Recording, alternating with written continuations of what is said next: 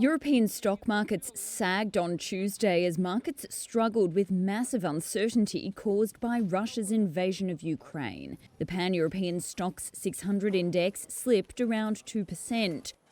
Early mining and oil and gas sector gains were outweighed by a steep drop in banking stocks on the sense that interest rate hikes might now get delayed.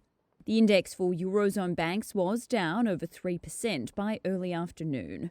Oil prices surged as concerns over supply disruptions and related sanctions outweighed talks of a coordinated global crude stocks release. Brent crude futures were up about 6% to almost $104 a barrel, and US benchmark futures also hit the $100 a barrel mark.